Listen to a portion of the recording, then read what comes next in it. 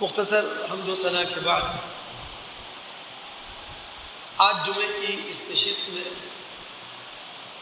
ہم تمام دوست لفظ احسان اور اس کی مختلف شکلیں جو قرآن میں آئی ہیں ان کے بارے میں جانیں گے، ان کے بارے میں سمجھیں گے، اپنے عمل کے لیے، اپنے علم کے لیے۔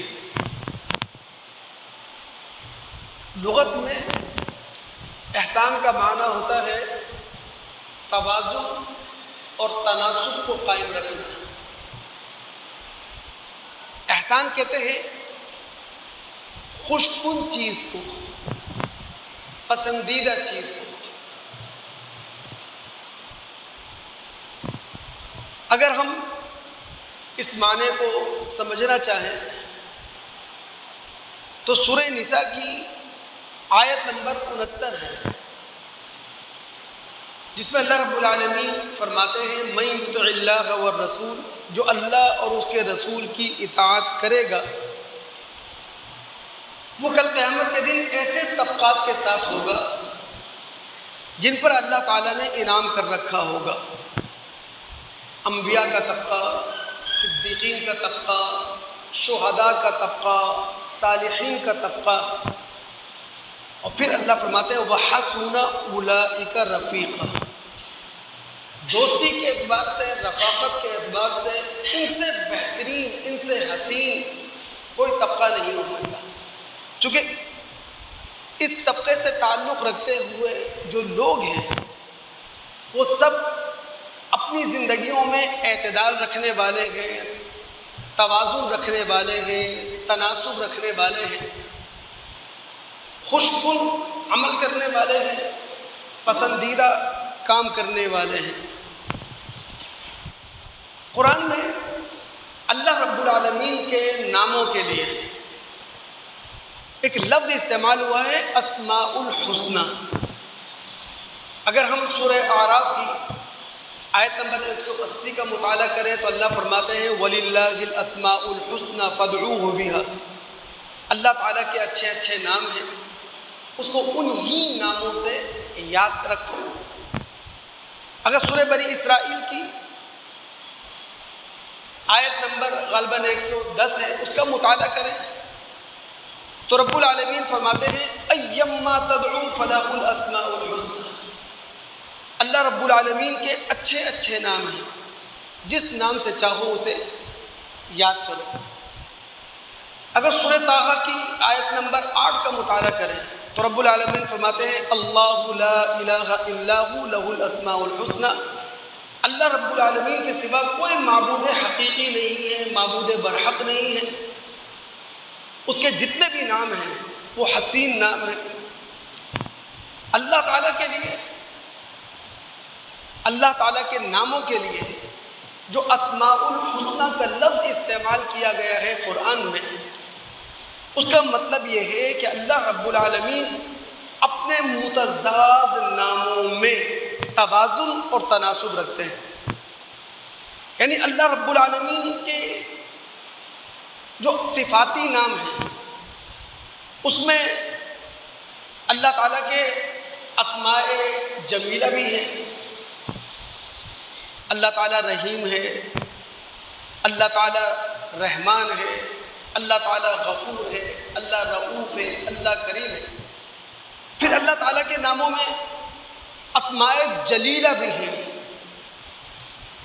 عزیز بھی ہے وہ، قہار بھی ہے وہ، جبار بھی ہے وہ، منتقم بھی ہے وہ، عزار بھی ہے وہ۔ لیکن اللہ رب العالمین اپنے متضاد ناموں میں، اپنے صفات جمیلہ میں، اپنے صفات جلیلہ میں اعتدال رکھتے ہیں۔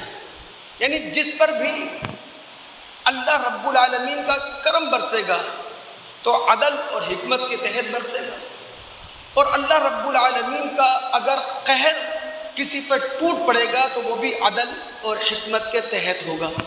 تو اللہ رب العالمین اپنے تمام ناموں کے اندر اعتدال رکھتے ہیں، توازن رکھتے ہیں، تناسب رکھتے ہیں۔ اب ہوا یہ کہ اللہ رب العالمین نے اپنے ان صفاتی ناموں کی جھلک انسانوں کے اندر بھی رکھ چھوڑی ہے، یعنی ہمارے اندر بھی اللہ رب العالمین کے صفاتی ناموں کا عکس پایا جاتا ہے، اس کا شیڈ پایا جاتا ہے، اس کا سایہ پایا جاتا ہے۔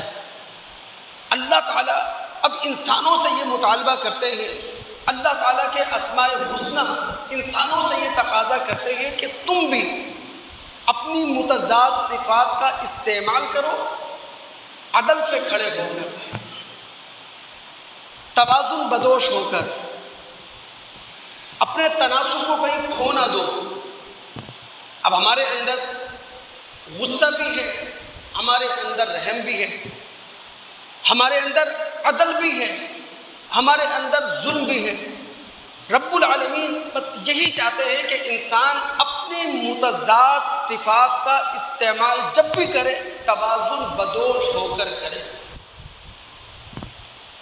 اب اللہ رب العالمین نے جو صفات ہم انسانوں کو دے دی ہے، ہم انسان توازن بدوش ہو کر ان صفات کا استعمال اسی وقت کر سکتے ہیں جب قرآن کی سورہ بقرہ اس کی آیت نمبر 138 ہمارے سامنے ہو۔ رب العالمین فرماتے ہیں صبغۃ اللہ، اللہ رب العالمین کے رنگ سے اپنے آپ کو رنگین کرو۔ ومن احسن من اللہ صبغہ، اور اللہ رب العالمین کے رنگ سے بڑھ کر یا بہتر کسی کا رنگ نہیں ہو سکتا۔ سیاق و سبب کیا ہے؟ رب العالمین یہود و نصارہ سے متعلق گفتگو کر رہے ہیں۔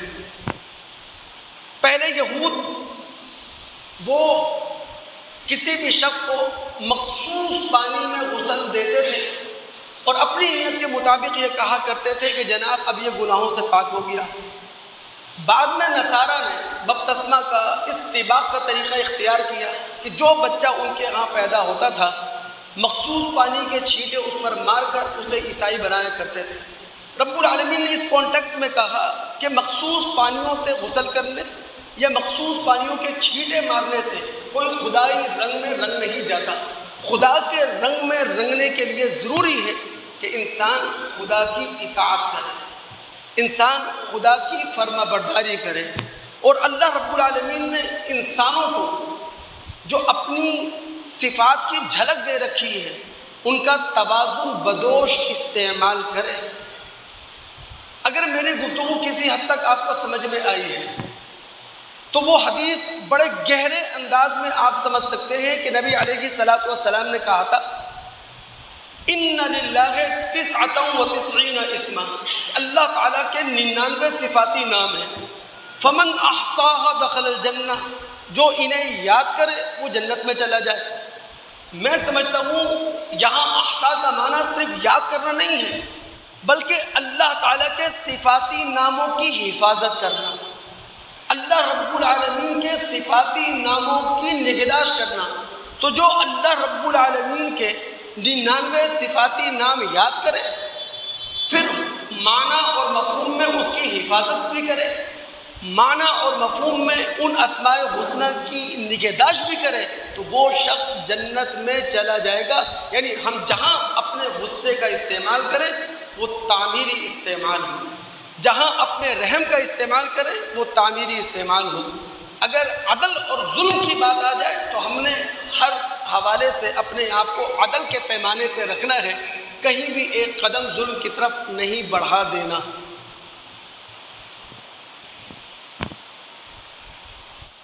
یہ جو اللہ رب العالمین کے اسماء حسنی ہیں دوستو، ان سے ایک عقیدت، ان سے ایک محبت رکھنا یہ بڑی نصیبے کی بات ہے۔ یعنی اسماء حسنی، اللہ رب العالمین کے صفاتی نام ہمیشہ ہماری نگاہوں کے سامنے ہو، ان سے جو مفہوم پیدا ہوتا ہے دل کی نگاہ ہمیشہ انہیں دیکھ رہی ہو، یہ بڑی سعادت کی بات ہے۔ آپ غور کریں نا، وہ صحابی رسول جو اپنے ساتھیوں کی امامت کرواتا تھا اور اپنی تلاوت یا قرأت کا اختتام سورہ اخلاص پر کرتا تھا، اللہ کے رسول کو یہ بات معلوم چلی تو رسول اللہ صلی اللہ علیہ وسلم نے صحابہ سے کہا سلوہ لأی شیء یصنع ذلک، جاؤ پوچھو وہ کیوں ایسا کرتا ہے کہ اپنی تلاوت کا اختتام، اپنی قرأت کا اختتام سورہ اخلاص میں کرتا ہے۔ اور جب اس سے پوچھا گیا تو اس نے کہا انہا صفت الرحمن، چونکہ سورہ اخلاص یہ رحمان کا تعارف ہے، یہاں رحمان کی صفات بیان ہوئی ہیں، یہاں رحمان کے اسما بیان ہوئے ہیں، اس لیے میں جب بھی نماز پڑھاتا ہوں اور وہ جہری نماز ہوتی ہے تو میں اپنی تلاوت یا قرأت کا اختتام سورہ اخلاص پہ کرتا ہوں، تو اللہ کے رسول نے فرمایا تھا اخبروہ ان اللہ تعالی یحبہ، اسے خبر دو کہ اللہ رب العالمین بھی اسے محبت رکھتے ہیں، اللہ رب العالمین کو بھی اس کی یہ ادا بڑی پسند ہے۔ احسان جس کا معنی ہوتا ہے عربی میں نیک برتاؤ کرنا، فیاضانہ معاملہ کرنا، ہمدردانہ رویہ رکھنا، خوش گواری کا اسلوب اپنانا، دوسروں کے ساتھ رواداری کا معاملہ رکھنا، اسے کہتے ہیں عربی میں احسان۔ لیکن یہاں سمجھ لیں بات، احسان عدل سے آگے کی چیز ہے۔ عدل اگر معاشرے کی اساس ہے تو احسان معاشرے کا کمال اور معاشرے کا جمال ہے۔ عدل اگر معاشرے سے ناگواریوں کو مٹانے کا نام ہے تو احسان معاشرے کو چاشنی دینے کا نام ہے، مٹھاس دینے کا نام ہے۔ عدل اگر معاشرے کو ناپ تول کی میزان میں کھڑا کرتا ہے تو احسان معاشرے کو اخلاقی قدریں دیا کرتا ہے، چونکہ احسان نام ہے خدا ترسی کا، احسان نام ہے اخلاص کا، احسان نام ہے عالی ظرفی کا، اور احسان نام ہے ایثار اور قربانی کا۔ تو احسان عدل سے آگے کی چیز ہے۔ بھائی عدل کیا ہے؟ جو حق آپ کا تھا آپ نے لے لیا، جو ادائیگی آپ کے ذمہ تھی آپ نے پوری دے دی، بات ختم ہو گئی۔ لیکن احسان یہ ہے جو حق آپ کا تھا آپ نے اس سے کم لیا، جو ادائیگی آپ نے دوسرے کو کرنا تھی وہ زیادہ کی۔ تو احسان عدل سے آگے کی چیز ہے دوست۔ یہی وجہ ہے کہ اللہ رب العالمین سورہ رحمان کی آیت نمبر 60 میں فرماتے ہیں هل جزاء الاحسان الا الاحسان، احسان کا بدلہ احسان کے سوا کیا ہو سکتا ہے؟ یعنی فیاضانہ برتاؤ آپ کسی کے ساتھ کریں تو اللہ رب العالمین کا فیاضانہ برتاؤ آپ کے ساتھ ہوگا۔ اگر ہمدردانہ رویہ آپ نے دنیا میں کسی کے ساتھ رکھا ہے تو اللہ رب العالمین کا ہمدردانہ رویہ آخرت میں آپ کے ساتھ ہونے والا ہے۔ احسان کا معنی یہ ہے۔ اسی لیے دوستو اللہ رب العالمین کا قرآن ہماری توجہ دلاتا ہے۔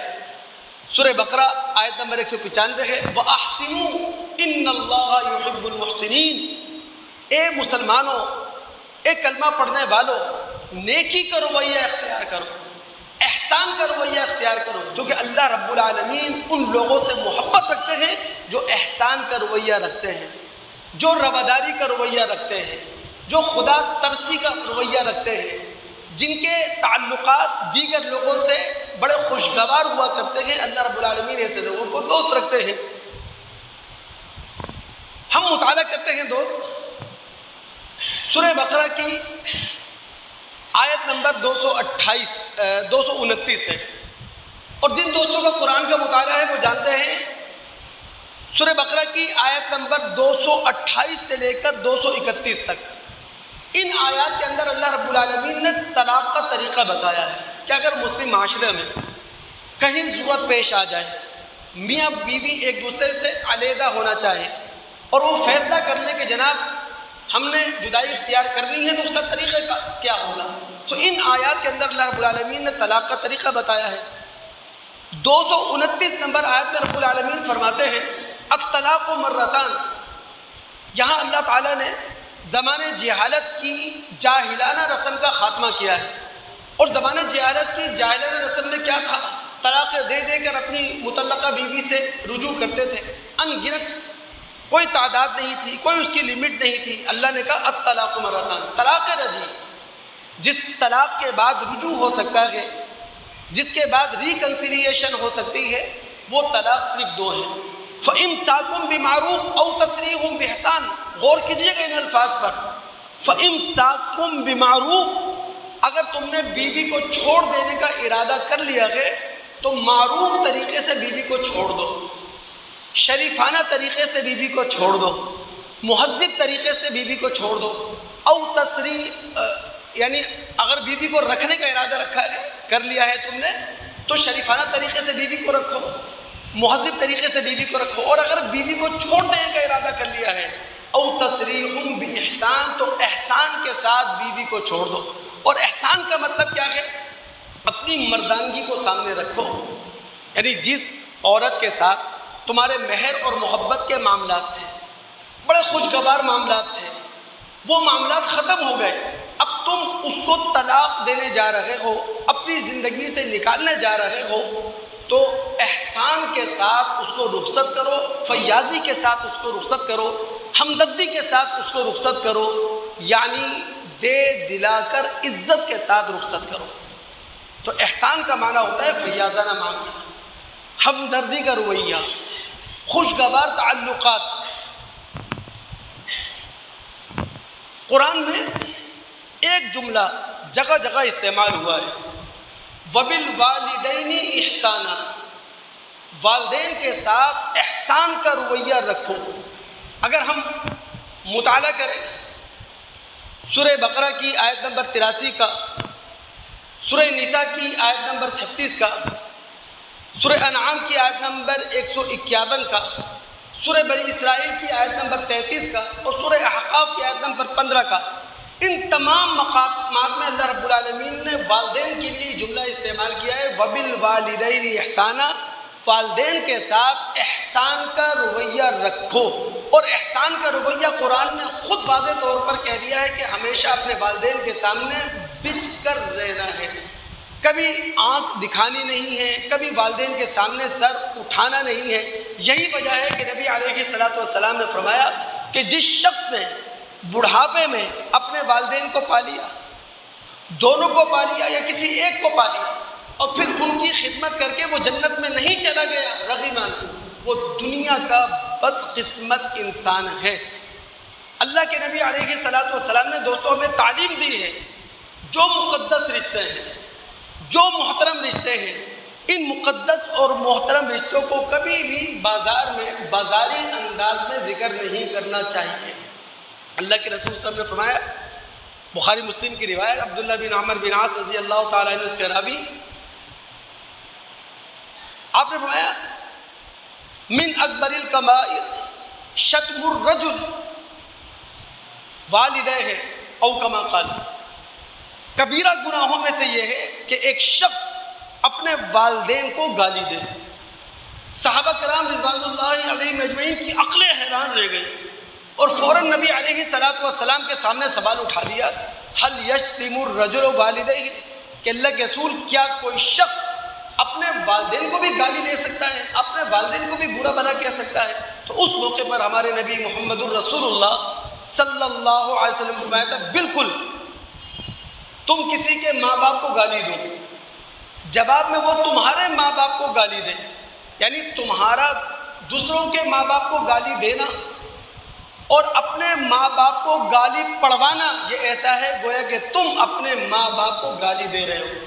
اب آپ اپنے معاشرے کو پڑھیں، معاشرے کو دیکھیں، معصوم بچے کی زبان پر جو گالیاں ہیں وہ ماں کے نام سے ہیں، وہ بہن کے نام سے ہیں، وہ گھر کے مقدس اور محترم رشتوں کے نام سے ہیں۔ ہم سب کی ذمہ داری ہے، اللہ کی قسم، کہ ہم اپنا مومنانہ کردار معاشرے کے اندر ادا کریں۔ یہاں تمام دوستوں کی توجہ چاہوں گا نا،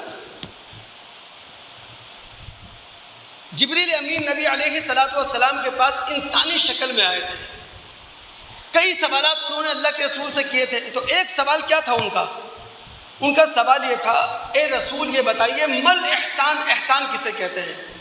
تو آپ نے فرمایا تھا، ان تعبد اللہ کأنک تراہ فإن لم تکن تراہ فإنہ یراک، اللہ تعالیٰ کی بندگی ایسے کرو گویا کہ تم اللہ تعالیٰ کو دیکھ رہے ہو، اور اگر ابھی ایمان کے اس اسٹیج پہ کھڑے نہیں ہوئے کہ تم اللہ کو دیکھ رہے ہو، تو کم سے کم اللہ کی بندگی اس طرح تو کرو کہ خدا تمہیں دیکھ رہا۔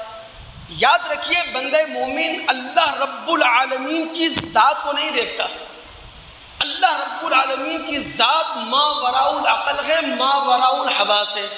اللہ رب العالمین کی ذات، اللہ رب العالمین کی ہستی کائنات سے باہر کی ہستی ہے۔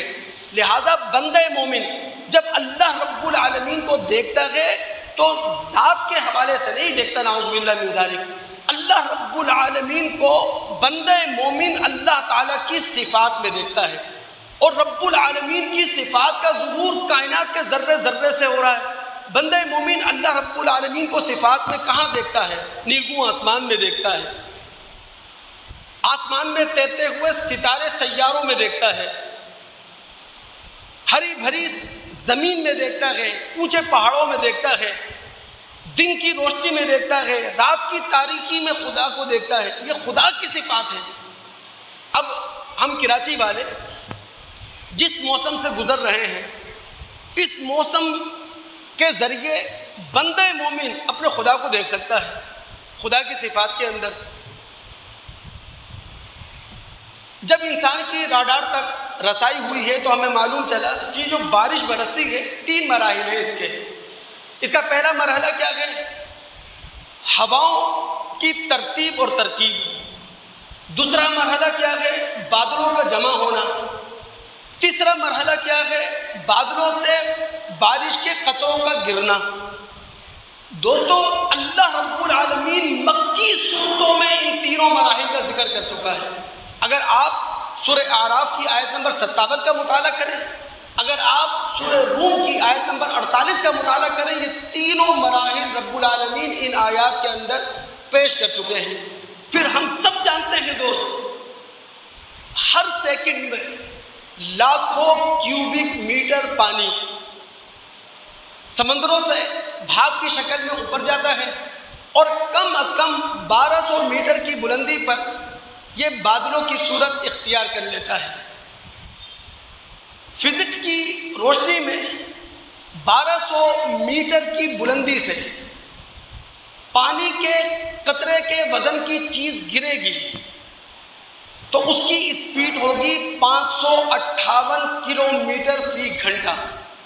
اگر اس رفتار سے بارش کے قطرے بادلوں سے ہم پر گرتے تو سب کچھ زمین میں تباہ ہو جاتا ہے، لیکن اللہ رب العالمین نے بارش کے قطروں کا ڈیزائن ایسے رکھا ہے کہ جب یہ بادلوں سے ٹپکتے ہیں تو فضا سے رگڑ کھا رہے ہوتے ہیں، ہواؤں سے الجھ رہے ہوتے ہیں، اور 1200 میٹر کی بلندی سے جب ہم تک پہنچتے ہیں تو ان کی اسپیڈ رہ جاتی ہے 8 سے 10 کلومیٹر فی گھنٹہ، اور ہم بارش کے ان قطروں سے لطف اندوز ہو رہے ہوتے ہیں۔ تو پھر خدا کیوں نہیں کہے گا افرأیتم الماء الذی تشربون اانتم انزلتموہ من المنزلون، کہ تم جو پانی پیتے ہو تم نے کبھی غور کیا یہ پانی کہاں سے آیا ہے؟ تم نے اسے برسایا ہے یا ہم نے اسے برسایا ہے؟ اگر ہم چاہتے تو یہ پانی تم پر کھاری شکل میں برستا، لیکن انسانوں کے لیے ہماری چاہت، ہمارا پروگرام یہ ہے کہ جب سمندروں سے یہ پانی اٹھتا ہے تو وہ کھاری پن بھی نیچے چھوڑ دیتا ہے، ساری آلودگی نیچے چھوڑ دیتا ہے، اور صاف ستھرے انداز میں اوپر جا کر فلٹر ہو کر پھر ہم پہ برس پڑتا ہے۔ یا رب اللہ یہاں خدا کو تلاش کریں۔ تو اللہ کے رسول نے جو یہ بات کہی کہ جناب کہ تم اللہ رب العالمین کو دیکھتے ہوئے بندگی کا اظہار کرو، تو بندہ مومن اللہ رب العالمین کو جو دیکھتا ہے وہ اس کی صفات میں دیکھتا ہے، نعوذ باللہ من ذالک اللہ کی ذات میں نہیں دیکھتا۔ بات کو آگے بڑھاتے ہیں دوست۔ حسنہ ہم نے سمجھ لیا کہ حسنہ کا معنی ایسی نیکی جو توازن بدوش ہو، ایسی نیکی جس کے اندر عدل ہو، جس کے اندر انصاف ہو، ایسی نیکی جو پسندیدہ ہو، ایسی نیکی جو معاشرے کو کھڑا کر دے۔ حسنہ کے مقابلے میں آتا ہے سیئہ، یعنی بدی، جس سے معاشرہ تلپٹ ہو جاتا ہے، عدل پر کھڑا نہیں رہ پاتا۔ دوستو اللہ رب العالمین ہم تمام انسانوں کو، خاص کر ہم مسلمانوں کو حسنات اور سیئات سے آزماتے ہیں، نیکیوں سے اور بدیوں سے آزماتے ہیں، خوشحالی سے بدحالی سے اللہ تعالی ہماری مستقل آزمائش کرتا ہے۔ اگر اس مضمون کو ہم سمجھنا چاہیں تو سورہ اعراف کی آیت نمبر 168 ہے، جس کا سیاق و سباق کیا ہے کہ موسیٰ علیہ السلام نے بنی اسرائیل کی تنظیم کی، اور یہ تنظیم اپنے شباب کو پہنچی ہے داؤد اور سلیمان علیہ السلام کے دور میں۔ پھر سلیمان علیہ السلام کے بعد یہ تنظیم کمزور پڑی، اور پھر حالت یہ ہو گئی کہ بنی اسرائیل اپنے مرکز میں بھی محکوم بن کر رہ گئے، تتر بتر ہو گئے، دنیا کے مختلف علاقوں میں گروہوں کی شکل میں بٹ گئے۔ انفرادی حیثیت میں ان میں نیک بھی تھے، ان میں بد بھی تھے، لیکن اجتماعی حیثیت میں وہ تمام صفات ان سے ختم ہو چکی تھیں جو صفات کسی قوم کو سر بلند کرتی ہیں، سرفراز کرتی ہیں۔ اس پس منظر میں رب العالمین نے فرمایا وَقَطَّعْنَاهُمْ فِي الْأَرْضِ أُمَمًا مِّنْهُمُ الصَّالِحُونَ وَمِنْهُمْ دُونَ ذَلِكَ وَبَلَوْنَاهُمْ بِالْحَسَنَاتِ وَالسَّيِّئَاتِ لَعَلَّهُمْ يَرْجِعُونَ۔ بنی اسرائیل جب ان صفات کو کھو بیٹھے جو صفات کسی قوم کو سربلندی پر لے کے جاتی ہیں، تو پھر ہم نے انہیں روئے زمین پر تتر بتر کر دیا، گروہوں میں بانٹ دیا۔ ان میں انفرادی حیثیت میں تو نیک اور بد تھے، لیکن اجتماعی حیثیت میں انتہا درجے بری صفات کے حامل لوگ تھے۔ اس آیت کی روشنی میں ہم پاکستانیوں کو بھی اپنے آپ کو ٹٹولنا چاہیے۔ ممکن ہے ہم پاکستانی 77 سال پہلے اجتماعی حیثیت میں وہ صفات رکھتے ہوں جو صفات ہمیں سربلند کر دیں، جو صفات ہمیں سرفرازی پر لے جائیں، لیکن آہستہ آہستہ یہ ساری صفات جو ایک قوم کے اندر موجود تھیں ختم ہوتی چلی گئیں۔ پھر یہاں مذہبی جھگڑے بھی ہم نے دیکھے، پھر ہم نے یہاں نسلی فساد بھی دیکھے، پھر ہم نے صوبائیت اور زبان کی بنیاد پر بھی لڑائی جھگڑا دیکھا ہے، لاشیں گرتے ہوئی دیکھی ہے۔ اب حالت یہاں تک پہنچ چکی ہے کہ بلوچستان میں بسوں سے شناختی کارڈ دیکھنے کے بعد لوگوں کو اتارا جاتا ہے، انہیں گولی مار دی جاتی ہے، اور دشمن ہماری کمزوریوں سے فائدہ اٹھاتا ہوا اس کو بلوچ اور پنجابی کا مسئلہ قرار دیتا ہے۔ یہ ہماری اپنی کمزوری ہے۔ اب سب سے بڑی ذمہ داری جو ہے وہ وفاق کی ہے، حکومت وقت کی ہے۔ وفاق ایک زنجیر کا نام ہے، چاروں صوبوں کو محبت کی لڑی سے اس نے ہی باندھ کے رکھنا ہے، محبت کی ڈوری سے اس نے ہی باندھ کے رکھنا ہے۔ خدا را ہم نہیں چاہیں گے کہ ایک مرتبہ پھر 1960 میں نوروز خان کے ساتھ جو کچھ ہوا وہی ہو، ہم نہیں چاہیں گے 2006 میں اکبر بگٹی کے ساتھ جو کچھ ہوا وہی ہو۔ ہم تو یہ چاہیں گے کہ بلوچستان ایسی قیادت کے حوالے کیا جائے جو ملک پاکستان کے ساتھ مخلص ہے، جو جہاں دیدہ قیادت ہے، جو اثر و رسوخ بلوچوں کے اندر رکھتی ہے، جو ڈائلاگ کر کے بات کر کے ناراض بلوچوں کو پہاڑوں سے اتار سکتی ہے۔ یہی مسئلے کا حل ہے۔ اگر ہم نے 1960 کی یا 2006 کی غلطی پھر دہرائی تو معذرت کے ساتھ یہ زخم مزید گہرے ہوں گے، مندمل ہونے والے نہیں ہیں۔ اللہ رب العالمین کا قرآن ہمیں اس بارے میں ہوشیار کر چکا ہے کہ رب العالمین اچھے برے حالات سے قوموں کو آزماتا ہے، اور قومیں اس وقت تک زندہ رہتی ہیں جب ان کے پاس شعور موجود ہو، جب ان کے پاس زندگی کا ویژن موجود ہو، جب وہ اصلاح چاہتے ہوں، جب وہ امن چاہتے ہوں، جب وہ خوش دلی سے ایک دوسرے کو گلے لگانے والے ہوں۔ اللہ کے رسول صلی اللہ علیہ وسلم کی دوستو یہ بات کبھی بھی ہمیں نہیں بھولنا چاہیے کہ رسول یہ بات کہہ چکے ہیں لا یزال البلاء بالمؤمن، مومن ہمیشہ امتحانات کے کھوٹے سے بندھا رہتا ہے۔ ہم سب امتحانات کے کھوٹے سے بندھے ہوئے ہیں۔ اللہ رب العالمین قرآن کے اندر ہم مسلمانوں کو یہ خوشخبری بھی سنا چکے ہیں ان الحسنات یذہبن السیئات، نیکیاں بدیوں کو ختم کر دیتی ہیں۔ یعنی اگر ہمارے درمیان فیاضانہ معاملہ ہو، ہمارے درمیان خوشگوار تعلقات ہوں، اگر ہمارے درمیان نیک برتاؤ ہو، تو یاد رکھیے اللہ رب العالمین ساری بدیاں، ساری برائیاں، سارے گناہ، سارے کرائم اور جرائم ہمارے اندر سے مٹا دے گا۔ اچھا، اس جملے کا جو کانٹیکسٹ ہے نا کہ اچھائیاں برائیوں کو مٹاتی ہیں، یہ ہے نماز۔ یعنی اس سے پہلے جو جملہ ہے یہ آیت نمبر 114 ہے سورہ ہود کی۔ اللہ نے فرمایا اقیم الصلاۃ طرفی النہار وزلفا من اللیل ان الحسنات یذہبن السیئات، دن کے دونوں سروں پر نماز پڑھو، رات کا کچھ حصہ گزر جانے پر نماز پڑھو، چونکہ نماز اور نماز کے خاندان سے تعلق رکھتی ہوئی عبادات وہ برائیوں کو مٹا دیا کرتی ہیں۔ لیکن یہ وہ نماز جو اپنے آپ کو بدلنے کے لیے پڑھی جائے، یہ وہ نماز ہے جو اللہ رب العالمین کی صفت کا رنگ اپنے اوپر چڑھانے کے لیے پڑھی جائے، جو دین کا رنگ اپنے اوپر چڑھانے کے لیے پڑھی جائے، جو اللہ رب العالمین کا کہا ماننے کے لیے پڑھی جائے۔ یہ وہ نماز بدیوں کو مٹائے گی، برائیوں کو ختم کرے گی، اللہ کی قسم۔ ہمارے نبی صلی اللہ علیہ وسلم ڈیمانسٹریٹو پرسن تھے نا، اللہ کے رسول پریکٹیکلی بھی کوئی نہ کوئی چیز کر کے دکھاتے تھے اپنے صحابہ کو جب موقع مل جائے۔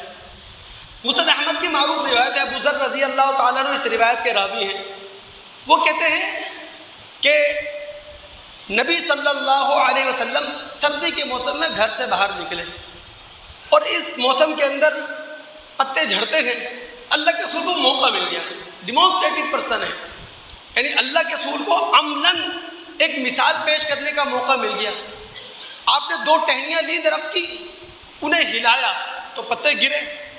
اللہ کے رسول صلی اللہ علیہ وسلم نے ابو ذر کو آواز دی، ابو ذر آئے، لبیک یا رسول اللہ، رسول حاضر ہوں۔ تو پھر نبی علیہ السلام نے اس موقع پر کہا تھا، اے ابو ذر، اگر بندہ مومن نماز پڑھے اور وہ نماز کس لیے ہو، یرید بہا وجہ اللہ، صرف اللہ کی رضا حاصل کرنے کے لیے، اپنے آپ کو بدلنے کے لیے، اللہ رب العالمین کی صفات کا رنگ اپنے اوپر چڑھانے کے لیے، اپنے اندر خوشگواری کا رویہ لانے کے لیے، اپنے دل کو بڑا کرنے کے لیے، اپنے ذہن کو وسیع کرنے کے لیے، خدا کے قریب ہونے کے لیے اگر نماز پڑھی جائے گی تو یہ نماز اسی طرح گناہوں کو جھاڑ دیا کرتی ہے جس طرح سردی کے موسم نے، پتجھڑ کے موسم نے درخت کے پتوں کو جھاڑ دیا ہے۔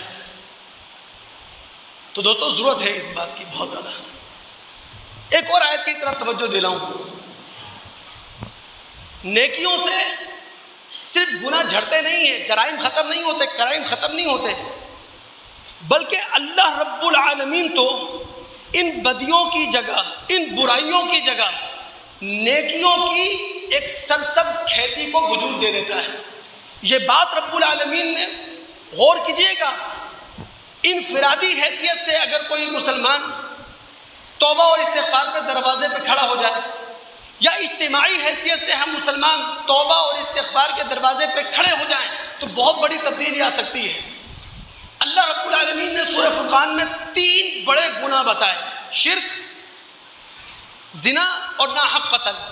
یہ 3 بڑے گناہ بتانے کے بعد رب العالمین نے فرمایا الا من تاب وآمن وعمل عملا صالحا فاولئک یبدل اللہ سیئاتہم حسنات۔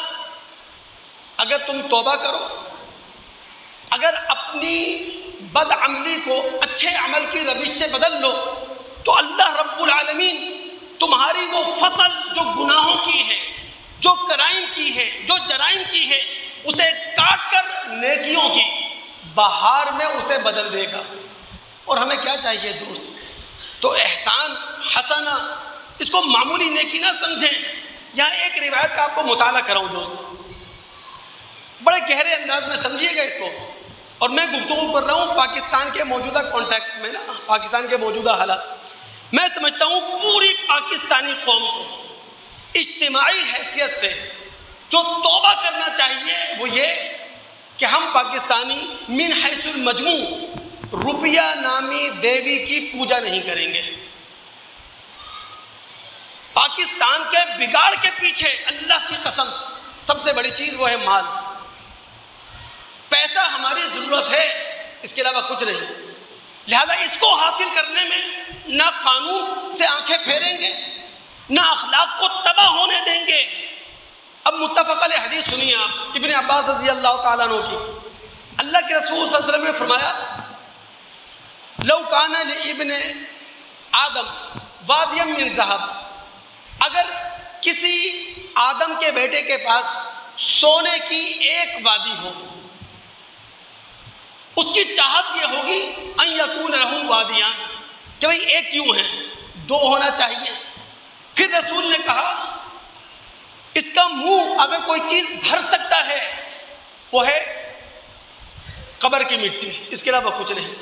پھر اللہ کے رسول نے فرمایا تھا وَيَتُوبُ اللَّهُ عَلَى مَنْ تَابَ، اللہ تعالیٰ اس قوم کی طرف متوجہ ہوتا ہے جو قوم اللہ کی طرف متوجہ ہو۔ اللہ رب العالمین اپنا رخ اس قوم کی طرف کرتا ہے جو قوم اللہ کی طرف اپنا رخ کرے۔ اللہ رب العالمین اس قوم کو دیکھتا ہے جو قوم اللہ رب العالمین کو اپنا قبلہ، اپنا کعبہ بنا ہے۔ تو جب پاکستانی قوم من حیث المجموع توبہ کرے کہ جس مال کے فتنے میں وہ مبتلا ہے، خون کا رنگ سفید ہو چکا ہے، وردی میں ہو کوئی، وردی میں نہ ہو، لوٹ مار مچی ہوئی ہے۔ پاکستان کے اندر مہنگائی کیوں ہے؟ پاکستان کے اندر غریب طبقہ کیوں پس رہا ہے؟ پاکستان کے اندر نوکریاں کیوں نہیں ہیں؟ یہاں سے کریم پڑھا لکھا طبقہ باہر کیوں جا رہا ہے؟ سرمایہ کیوں تیزی سے فرار کی راہ اختیار کر رہا ہے؟ سب کے پیچھے مال کا فتنہ ہے۔ تو پوری پاکستانی قوم کو اللہ کے دربار میں کھڑے ہو کر اجتماعی حیثیت میں توبہ کرنا ہوگی کہ پیسہ ہماری ضرورت ہے، اس کے علاوہ کچھ نہیں۔ اور جب بھی حاصل کریں گے قانونی طریقے سے حاصل کریں گے، اخلاقی ذریعے سے حاصل کریں گے۔ اور دوستو اگر قرآن نے جو کہا وہ حسن مآب، اگر ہم سب چاہتے ہیں کہ ہمارا ٹھکانہ وہ جنت ہو، بہترین ٹھکانہ، جنت سے بہتر کوئی ٹھکانہ ہو سکتا ہے؟ نہیں۔ تو اپنے آپ کو محسن بنائیں، اور محسن بنانے کا مطلب یہ ہے دل کو فیاض کریں، اپنے اندر ہمدردی کو پیدا کریں، خوشگوار رویہ اختیار کریں، تعلقات کو بڑھائیں، تعلقات کو بہتر کرنے کی کوشش کریں۔ کام مشکل ہے، اپنی انا قربان کرنا پڑتی ہے، اللہ کی قسم ہم کر نہیں پاتے ہیں۔ اپنے تکبر کو ختم کرنا پڑتا ہے اور یہ کام ہم نہیں کر پاتے ہیں۔ اپنے آپ کو دوسروں کے سامنے گرا کر پیش کرنا پڑتا ہے اور یہ ہم کر نہیں پاتے ہیں۔ ہم اپنے آپ کو محسن بنا رہے ہیں، جنت ہماری ہے، اس کے علاوہ کچھ بھی نہیں۔ اگر آپ مطالعہ کر سکیں سورہ بقرہ کی آیت نمبر 112 کا، اس کا کانٹیکسٹ کیا ہے؟ 111 نمبر آیت میں اللہ تعالیٰ نے ذکر کیا ہے، یہودی اور نصارہ یہ کہہ رہے تھے جنت ہماری ہے، جنت میں ہم جائیں گے۔ اللہ تعالیٰ نے کہا بلا، بالکل جنت انسانوں کی ہے، لیکن انسانوں کو جنت نام کی بنیاد پر نہیں ملے گی کہ کوئی یہودی ہے، کوئی عیسائی ہے، کوئی مسلمان ہے۔ بلا من اسلم وجہہ للہ وہو محسن، ہاں جنت اس کی ہے جو اپنے آپ کو اللہ تعالیٰ کے سامنے سرنڈر کر دے اور وہ خوشگوار رویہ رکھنے والا ہو، وہ نیک رویہ رکھنے والا ہو، وہ دین کا رنگ اپنے اوپر چڑھانے والا ہو، وہ خدائی صفات کا رنگ اپنے اوپر چڑھانے والا ہو، اس کے لیے جنت ہے۔